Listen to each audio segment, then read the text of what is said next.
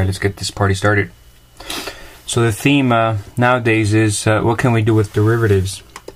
We've had a couple nice views at that question. One of the things we can do is this fifth method for finding limits, the L'Hopital. Yeah, baby, that's L'Hopital. The other thing we did was linear approximations. By the way, I should mention that some of those limits that we found with L'Hopital, we already knew. We were just practicing L'Hopital. For example, sine x over x. If you look at that statement carefully, there's actually some sort of circular reasoning, but it's a really good way to show the power of L'Hopital. Anyways, if that means nothing to you, just let it slide. And if it does mean something to you, you should go in there and look and see what's going on. Linear approximations, we did some really nice applications where nice ideas where we found the slope of the tangent line, we found the equation of the tangent line, and we use that tangent line to approximate values of certain numbers, such as a cube root of 123.2. We could do that with nothing but hands and audacity and a little pride. No calculators needed. That was nice. What we want to do today is add to this list some of the nice things that we can do with derivatives. Today it's about... not about that, we already did that. Today is about sketching. We should be able to more or less get an idea of this sketch of this curve using derivatives. And again, this is done more out of tradition than anything else. We don't really need derivatives to do it. If we really wanted to sketch it, we would just punch it into some soulless calculator or into the Google and find the graph. So it's not that we need to know the graph, it's just that we're trying to practice some of the nice ideas that come out of derivatives, such as being able to sketch that with just ideas from the derivative. And we'll do other things like sketch that using the derivatives, we'll sketch that using the derivatives, we'll sketch that using the derivatives, and just to give you a little flavor, I won't do too many, maybe I'll do these 3 or 4. And that will be our third dose of what the derivatives are good for. Okay, third section. First, we need some key ingredients. Let me tell you about the key ingredient. The key ingredient is, let's look at this idea. If you look at positive slopes go uphill as you move from left to right. They go uphill. That's because if you were to measure, the slope is defined to be rise over run is what they say, right? Or change in y over change in x. So they usually tell you. That's what it is. So if the slope is positive, what does that mean? That means that both of these had to be positive or both negative. That would make the quotient positive. If this is positive, that means you went up. As you went to the right, you had to go up. Or if you went left, you had to go down, so that they would cancel each other out. Either way, as you move from left to right, you got to be going uphill. So this is positive, positive. So you have to start making this connection. Positive slopes means going uphill.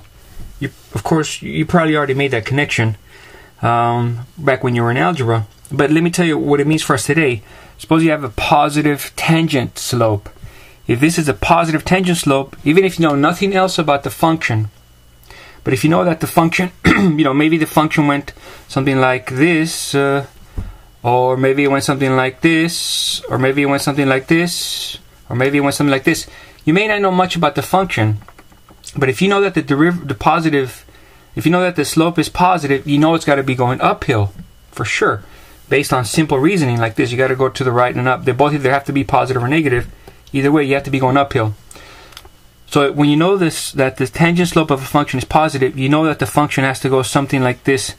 It has to keep rising. It cannot go down. The function could not possibly look like this, or like that, or like that, or like that, or like that. It couldn't possibly look like any of these.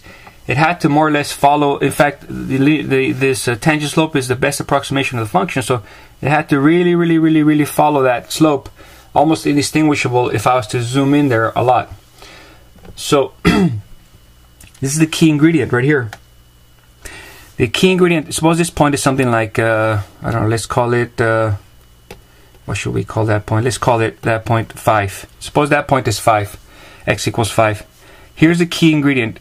If f prime of 5, that would be the tangent slope, is greater than 0, then there must be a little tiny neighborhood, at least a small one. I don't know what might happen over here. It might go down, or it might go down over here. I don't know what's going on away from 5, but I know if I zoom in there a lot, if I zoom in there enough, it will look exactly like this. It will look like the line is almost mimicking the function. So here's the key ingredient. If f prime of 5 is positive, then near 5, near x equals 5, near this point of the graph, f is increasing as you move from left to right. By the way, there's a fancier way of saying f is increasing, but probably don't need that right now. I think I put it on the homework, a much more rigorous way. I guess you have to prove things with it. But let's just leave that for now. I don't want to get distracted from the main ideas. This class is about ideas. It's not about getting distracted, right?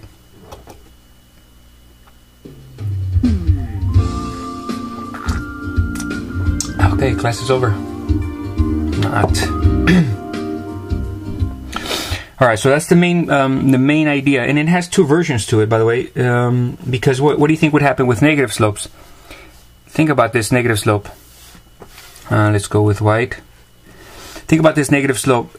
If it's negative, that means when you run here, for example, you run whatever, you run, you don't rise, you got to go down. Down, so this will be a negative over a positive. Every time you have a negative slope, you're going downhill. Negative slope, downhill. Easy concept, you probably knew it already.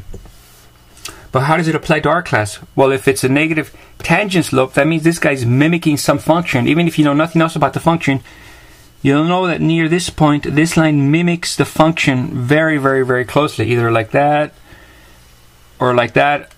You know, assuming I'm zoomed in an incredible amount of zoomation. Near some point, I don't know, 5, 7, whatever, it doesn't matter, it must look like this. And so the other version of the statement would be something like this. If f prime of 5 is less than 0, then, what do you think we can say? Near 5, that means I can zoom in there and find a little tiny neighborhood where it mimics exactly the same, the line mimics the function. Near 5, f must be going downhill. Must be decreasing. That's the other version of the key ingredient here. It's easy. When the derivatives are positive, you're going uphill. When the derivatives are negative, you're going downhill.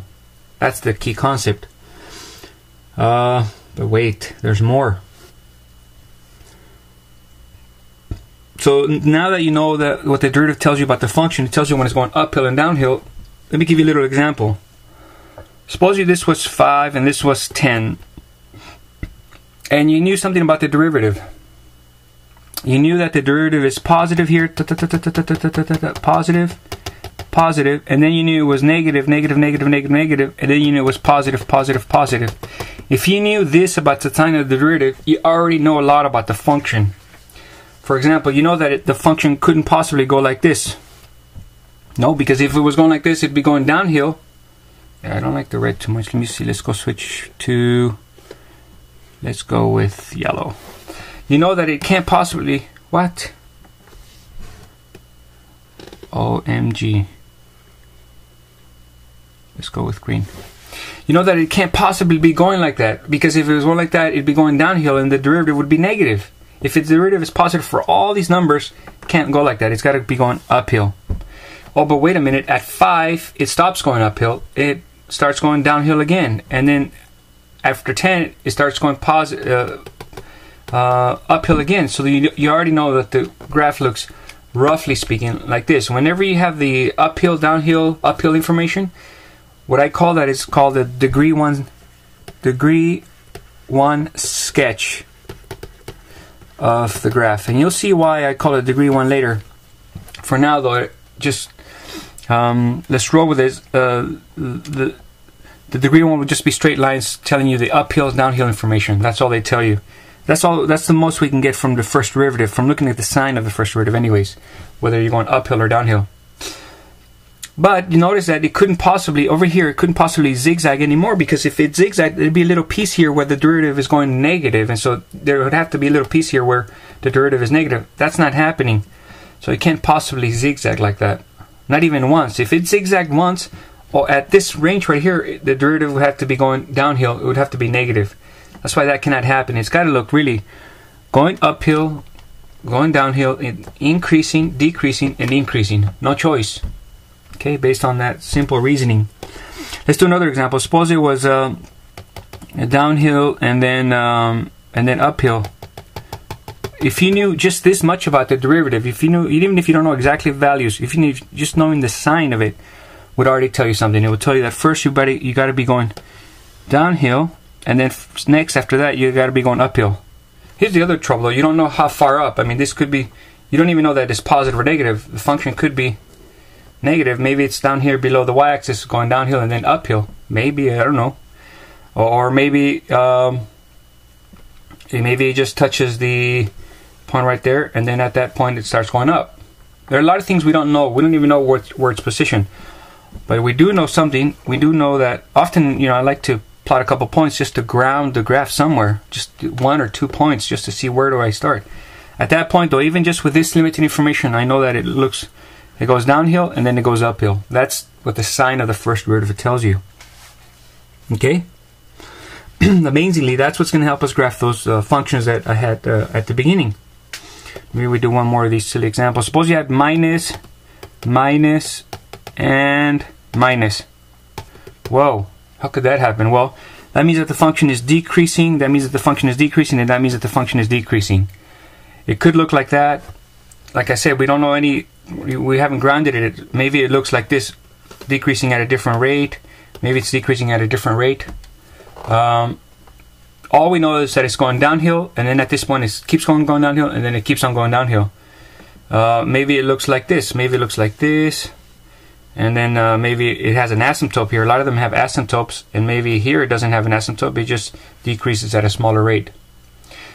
Whatever the function, that's why it's good to plot at least 1 or 2 points. But whatever the function may look like, this part of the information tells me something important. Tells me downhill, downhill, downhill. Capiche? So what it's going to boil down to for us to graph these other functions is studying the sign of f prime. That's going to be right there.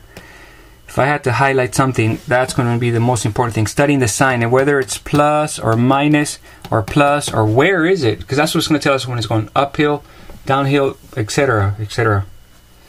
You see that? Alright, let me pause this. I think we're ready for the first example. I'm going to pause this for a second, and then we'll get started with the first example. Alright, let's see how well we do. Keep in mind that the name of the game here is to study the sign. The sign of, not f, the sign of f prime.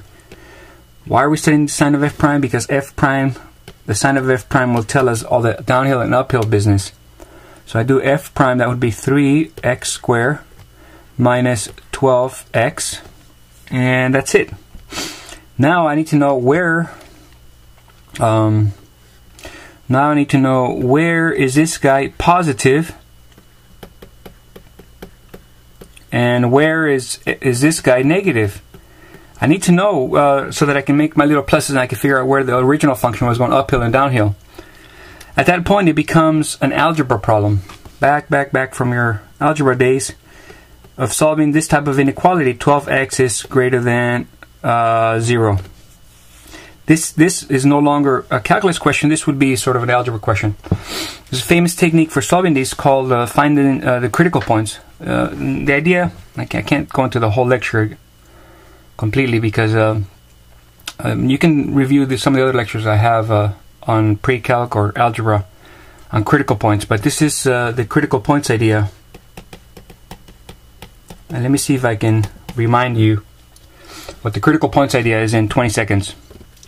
The critical points idea says that if you've got some function here, as we do, and you want to know when is it bigger than 0, you say to yourself,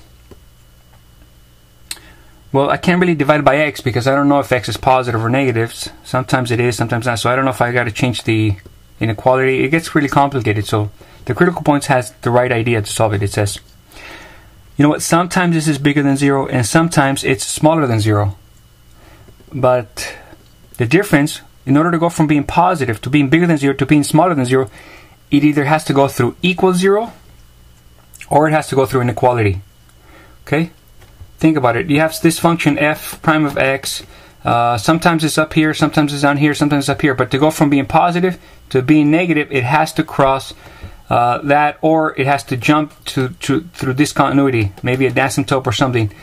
So the only two different ways that the f prime can go from being positive to being negative is it's got to be either going through equal or it's got to have some discontinuity. That's the only way. That places special interest on critical points, which are points where it's equal to 0 or points where it's discontinuous. So you say, okay, where is 3x squared minus 12x equal to 0? Because at those points, you've got a chance that maybe it went from being positive to being negative. And also, where is 3x squared minus 12x discontinuous or does not exist? Where? If you can find those points, then those are the only places where it can go from being positive to being negative. Well, first of all, it's continuous everywhere because this is a polynomial, so there's none of these for this particular problem. If you had denominators or square roots or ln's, you may have a lot of these discontinuities. Polynomials don't have any, so we're good there. We're left with where is it equal to 0? In this case, the only way to go from being positive to being negative is to go through being equal to 0. So we solve this one. 3x times x minus 4 is equal to 0.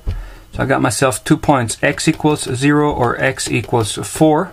That's just algebra solving. And now what I've done is I've got I've partitioned my number line. Here's my number line, and here's f prime of x, and here are my two critical points.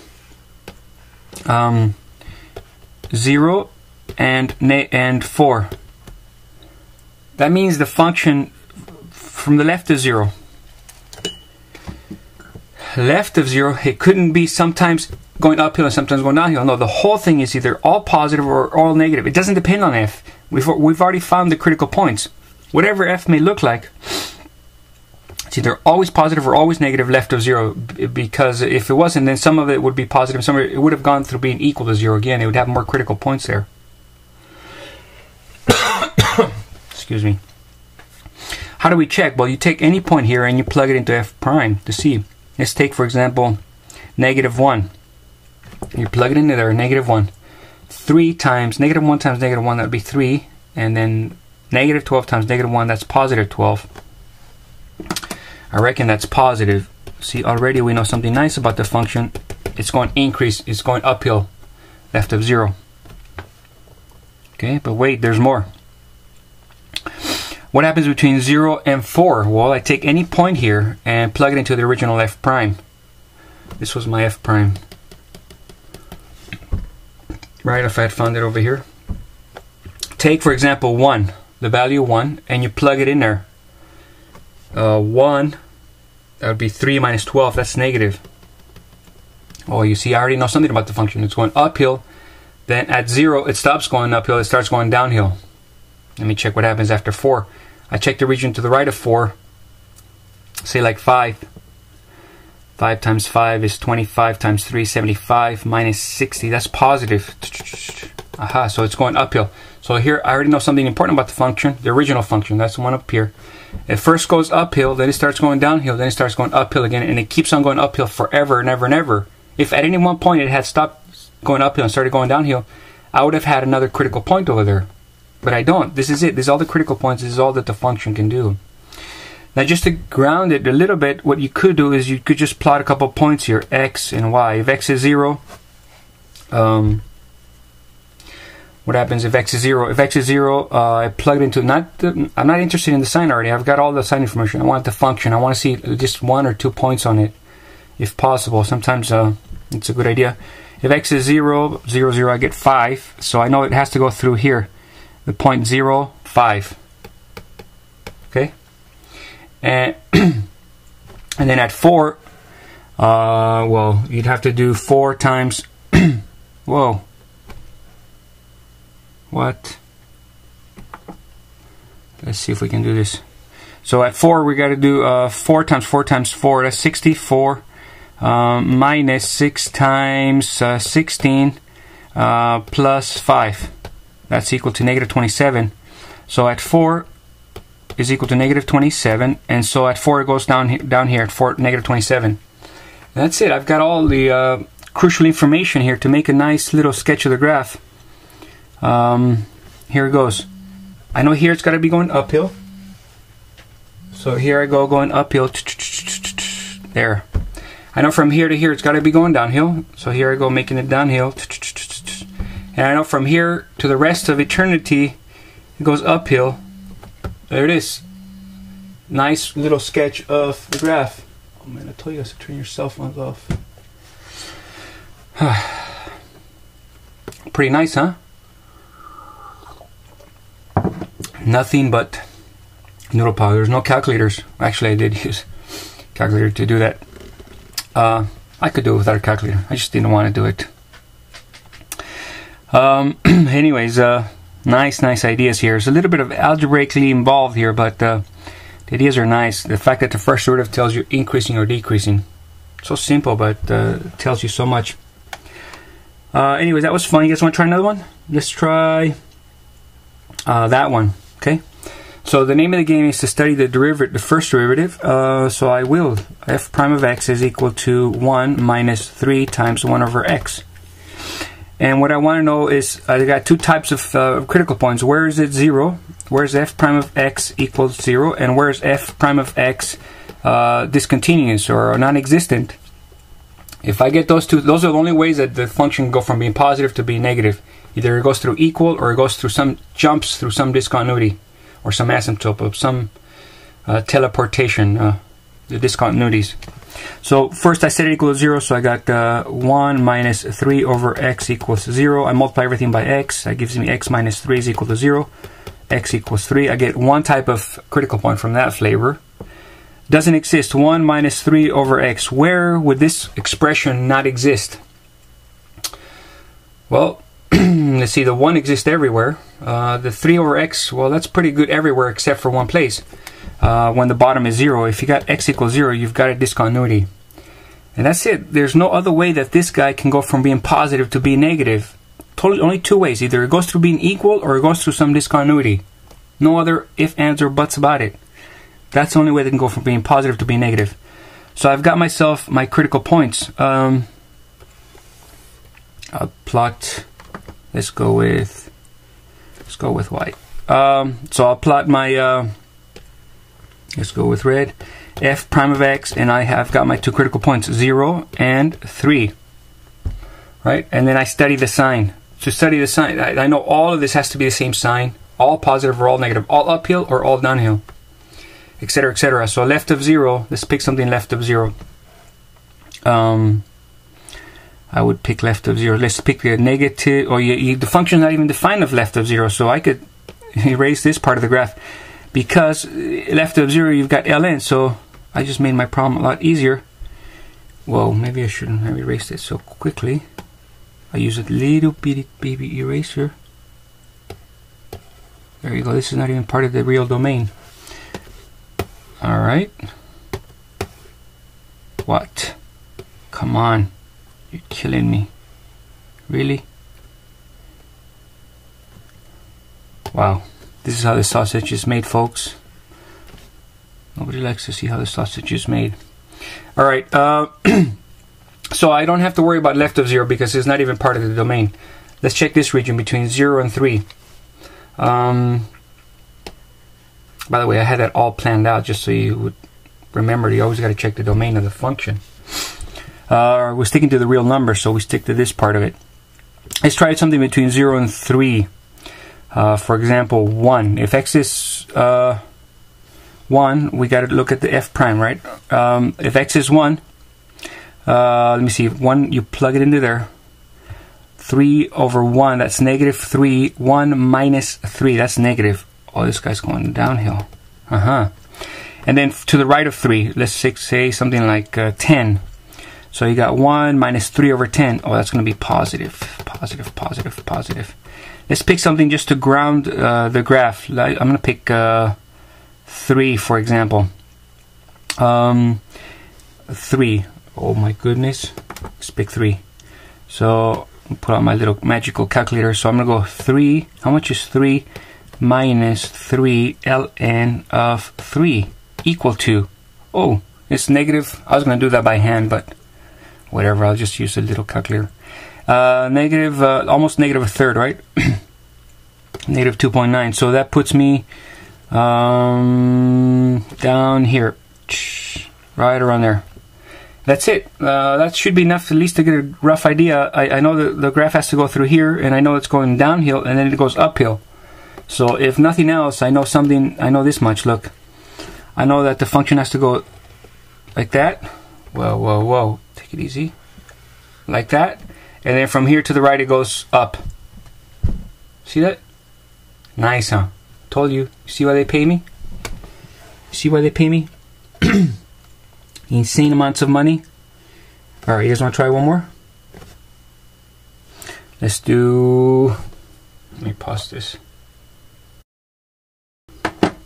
Let's do this one real quickly.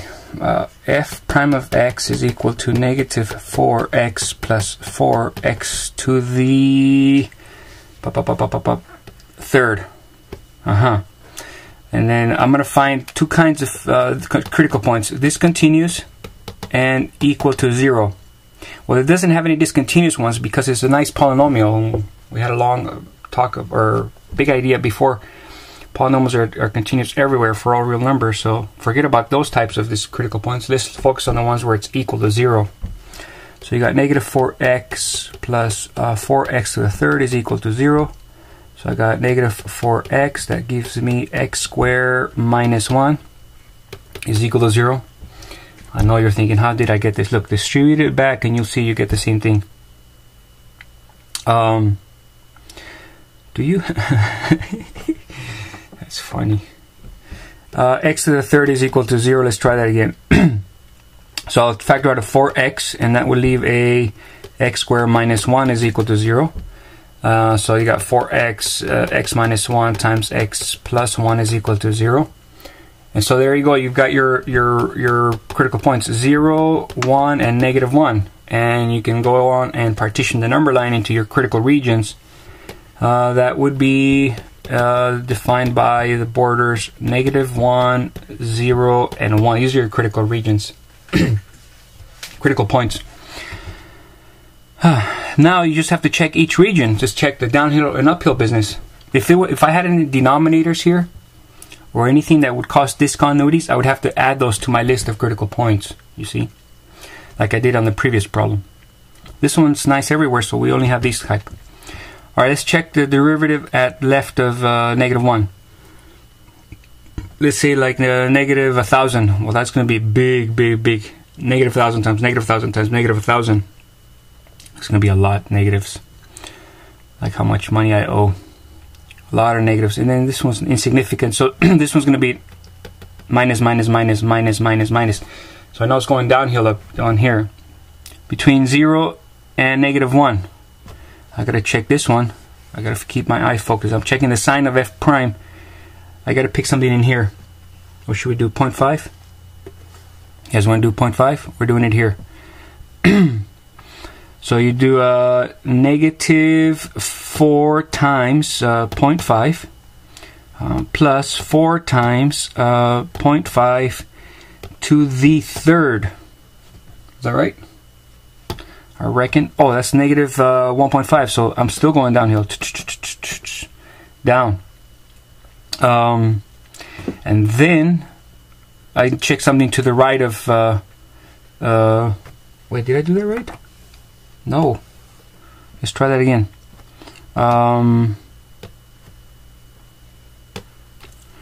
So it's I'm checking negative 5. Okay, negative 0.5. So is this embarrassing? Negative 4 times negative 0.5. Oh, it's because I was checking the other one on the other side, the 0.5. That's what I was doing. Alright, I'll do that later. Plus 4 times negative 0.5. Let me see. Let me put parentheses on that just to make sure. it catches it correctly. Negative 0.5, and then I'll close the parentheses and I'll erase it to the third, just to make sure it does it properly. Let's see what we got. Aha, 0.5. So this is plus, plus, plus, plus, plus, plus. I checked the other one, that was minus, minus, minus, minus, and then I got to check something to the right, like a positive 1,000. That would be dominating, so it would be positive. And there you go. Boy, that was hard. You're first going downhill, and then uphill, and then downhill, and then uphill. Now you just have to ground it, because you don't know if it's above here, down here, what. All you know is the uphill, downhill business. I suggest we try a little, just a couple points on the graph here. But, you know, the original graph, f of x. So let's try, for example, -1. When these critical points are not this kind, you can just plug them into over here, into the original function, usually. So -1. Let's see if we can do this without the calculator. -1 times -1, that's +1, so that's 2. -2 plus 1, that's -1. -1 plus 5 is 4. So there it goes to 4. At 0, it goes to 5. At 1. At 1, it would be, well, the same thing as -1 because it's even. So it would be 4. So at -1, it goes through 4. At 0, it goes through 5. At 1, it goes through 4. And that's it. I think I got enough. I think we got enough to do it, right? From here to the left, it's got to be going downhill, so it's got to come to this point this way. Downhill. From here, it's got to go uphill, consistent with the way we plotted our points. This point should be higher. That's a good thing. Then you go downhill, from here to here, and then you go back uphill. Bam. See why they pay me?